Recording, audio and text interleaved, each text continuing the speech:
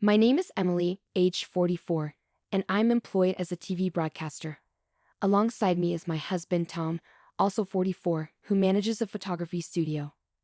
Our journey began in high school, where we became each other's first and only significant other. The path to marriage was natural, as if destiny had woven our lives together seamlessly. At 25, tragedy struck when I lost my parents in an accident. In the aftermath, Tom's unwavering support was a lifeline, solidifying his place as not just a husband but a familial anchor. Post-nuptials, Tom relocated to my childhood home, a sanctuary left behind by my parents, where I found solace in our shared space. Our union bore fruit with the arrival of our son, bringing immense joy into our lives. Tom proved to be the epitome of an egalitarian partner, seamlessly balancing household responsibilities and childcare, a testament to his commitment to our shared goals. Yet, amidst our bliss, a shadow loomed in the form of my mother-in-law Jen. She couldn't reconcile with the sight of Tom, a man, taking charge of domestic duties. Reflecting on an incident a decade past, when our son was just beginning elementary school, Jen's presence escalated. With the transition from nursery to elementary school came logistical challenges, prompting us to rely on her assistance in ferrying our son home.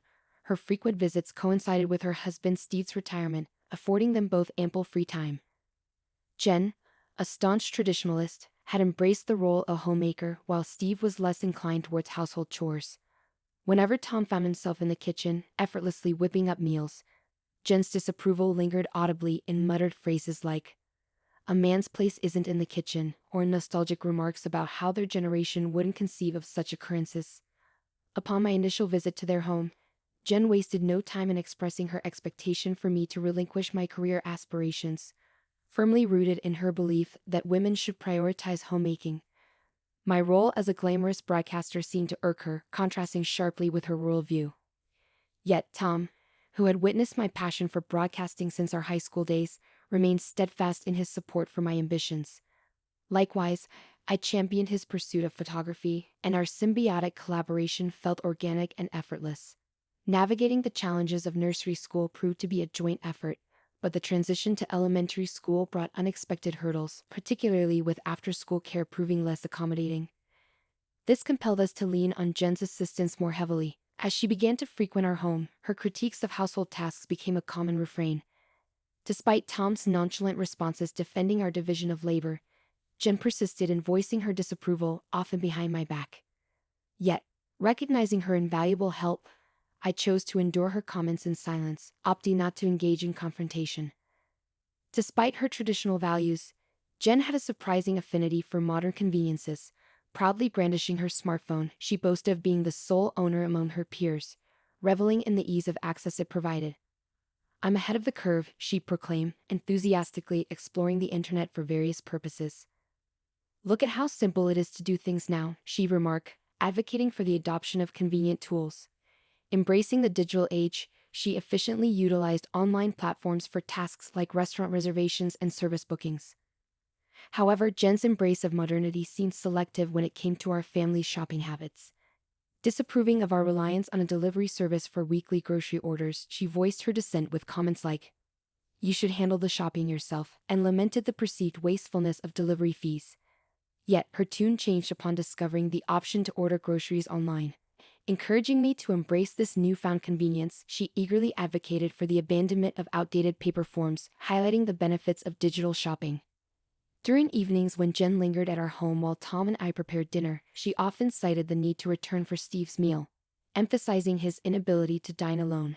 Steve's aversion to household tasks was evident, leaving Jen to shoulder the domestic burden. Curious about Tom's contrasting approach, I once questioned him about his cooperative attitude towards chores, given his upbringing. Tom's response shed light on his determination to avoid the same complaints his mother had voiced about his father's lack of involvement.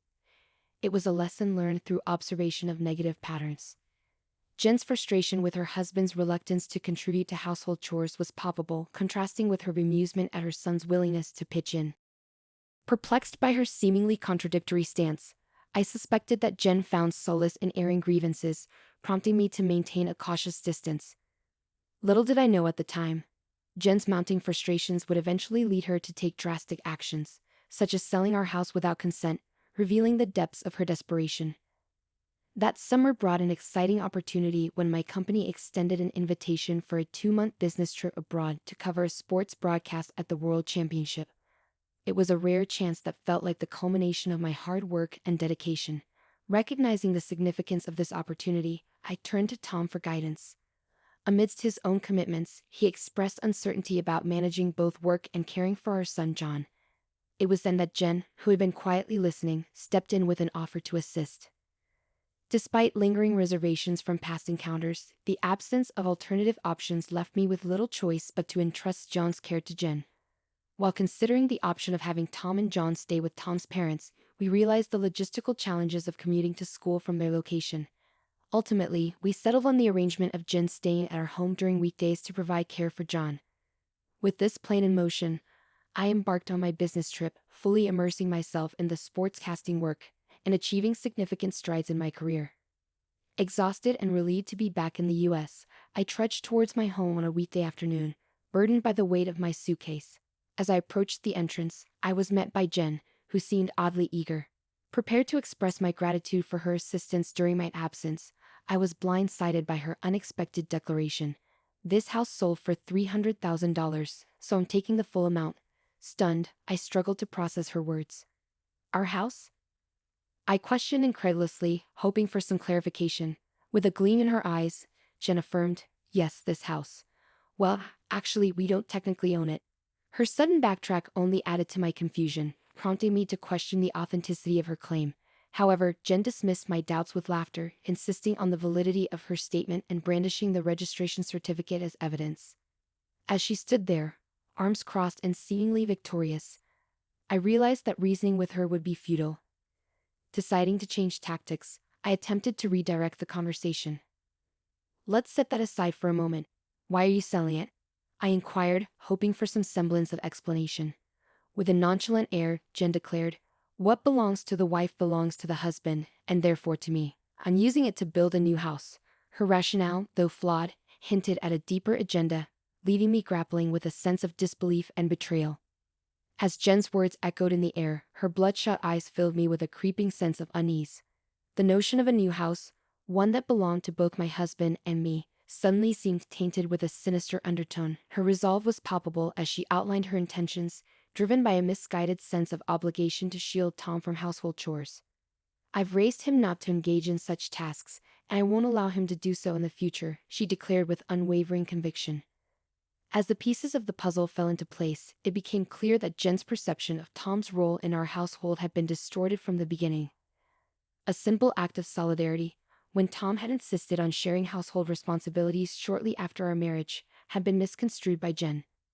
In her eyes, Tom's willingness to contribute was a mere reflection of his residence in my house, rather than a genuine commitment to shared responsibilities. The concept of a working couple collaborating on household duties simply did not register in her worldview. Delving deeper into the situation, I discovered the underlying financial strain plaguing Jen and Steve following Steve's retirement. With his pension falling short, expectations and job opportunities scarce, they found themselves grappling with the daunting prospect of maintaining their rented apartment. It was this sense of desperation that drove them to resort to such unthinkable measures. "No. This house isn't mine, and Tom thinks it's normal to do housework," I asserted, attempting to counter Jen's accusations. Yet, before I could elaborate further, Jen dismissed my words as lies, adamantly refusing to entertain any alternative interpretation. Desperate for clarity amidst the chaos, I redirected the conversation towards practical details. "Where did you sell it?" I inquired, hoping to gain insight into the situation. Jen confirmed my suspicions, revealing that she had engaged an online evaluation real estate agent, AA Real Estate, to facilitate the sale. With minimal effort, the necessary documents were submitted, and the transaction proceeded seamlessly. "It's a convenient world, isn't it?" she remarked with a hint of satisfaction. As the details emerged, it became apparent that Jen had acted impulsively, swayed by the assurances of the real estate agent. The allure of a lucrative offer, coupled with the buyer's eagerness for a property in our area, had seemingly convinced her of the transaction's merits, selling a 20-year-old house for $300,000. "I found a good real estate, didn't I?" she boasted proudly, oblivious to the turmoil her actions had caused. As I delved into my investigation, I came across a website for the real estate company that appeared legitimate. Attempting to confirm the validity of the sale, I dialed their number, only to be met with silence on the other end. Seeking clarification from Jen regarding her involvement, I demanded to know if she had physically visited the real estate company's address. Her response was dismissive, claiming that such visits were unnecessary in today's digital age. Determined to uncover the truth, I issued a firm ultimatum: visit the address in person the following day, or our discussion would cease. To my astonishment, Jen's tearful call the next day confirmed my worst fears. The purported real estate company was nowhere to be found. In its place stood a derelict wooden structure devoid of life. Despite the gravity of the situation, I couldn't help but burst into laughter at Jen's folly. Upon her return, Jen confessed to her misguided actions. Fueled by a misplaced sense of opportunity upon discovering the house registration certificate in my name during my absence, she had enlisted the services of the real estate agent. Their shameless assurances, coupled with Jen's naivety, led her to believe that the sale was legitimate, even without actual ownership. In her eagerness to seize what she perceived as an opportunity, she had unwittingly fallen prey to deception, providing the agent with all the requested documents without hesitation. Upon discovering a potential buyer, the fraudulent real estate agents demanded a deposit, half of their commission fee, amounting to $4,800, equivalent to half of the $9,600 commission promised for the $300,000 sale. Concerned of the gravity of the situation, I promptly contacted the authorities to report the scam. 2 officers were dispatched to our home to investigate the matter further. To our dismay, the police officers revealed that such internet fraud, masquerading as legitimate real estate agents, had become increasingly prevalent. Their modus operandi involved offering free property valuations, soliciting official documents from unsuspecting victims, introducing a fictitious buyer, and then absconding with a hefty fee. It was a cunning scheme that preyed on the vulnerabilities of individuals seeking to sell their properties. With the proliferation of vacant houses and the ease of fabricating addresses for document delivery, such fraudulent activities had surged in recent times. The officers theorized that the fraudsters likely designated a postbox under a fictitious name to receive the documents. Trembling with apprehension, Jen cooperated with the police, providing them with vital information. However, their inquiry took a startling turn when the officer questioned Jen about the house deed. In a barely audible voice, she admitted, "No, it was the original." The revelation left the officer visibly astounded, underscoring the severity of the situation and the extent of Jen's unwitting participation in the scam. As the police officer turned to me for clarification, I calmly denied any involvement in requesting the deposit. "No, I didn't ask for that," I stated plainly. Despite Jen's visibly distressed state, the officer seemed to lean towards trusting my account over hers. "She says she didn't ask for it. Selling things on your own isn't advisable, madame." "This situation is outrageous," he admonished, casting a disapproving glance at Jen, who remained silent, her lip bitten in remorse. Turning his attention back to Jen, the officer probed further about the deed registration. "You sent a copy, right?" Her barely audible response, "No, it was the original," left the officer even more incredulous. His dismay evident, he exchanged a glance with me, silently acknowledging the gravity of the situation. Sensing the need for resolution, the officer inquired about filing a theft report. However, I declined, explaining that the document had no validity in the sale process. "Actually, this house has already been sold to someone else," I revealed, elaborating on the legal changes that rendered the deed registration obsolete in such transactions. While I cherished the deed as a memento of my parents' legacy, its practical significance had diminished over time. With this revelation, the reality of the situation began to sink in, leaving Jen with a heavy sense of regret. As the reality of the situation began to dawn on Jen, she realized her misunderstanding regarding the deed and its implications. In her mind, the presence of the deed signified ongoing ownership of the house. Unaware that its significance had diminished in the sale process orchestrated by the fraudsters, faced with embarrassment and frustration, she turned her gaze towards me with a hint of resentment, questioning why I hadn't sold the house myself. Her muttered words stung, insinuating that my career choices had led to our current predicament. Meeting her gaze with a calm resolve, I explained the true reason behind the sale: Tom's ambition to pursue his dream photography business. With insufficient funds to kickstart his venture, we had made the difficult decision to part with our cherished family home, selling it to an acquaintance and subsequently renting it back. As I recounted the series of events, Jen's demeanor shifted, her shoulders slumping in defeat. Her tearful outburst laid bare the deeper frustrations plaguing her own life, revealing the stark contrast between her own marital struggles and our united front. As she lamented her husband's perceived shortcomings, her grievances poured forth unabated, leaving the police officer at a loss for words as he struggled to navigate the emotional turmoil unfolding before him. Despite filing a fraud report, the perpetrators remained elusive, evading capture for over a decade, leaving little hope for the recovery of the lost funds.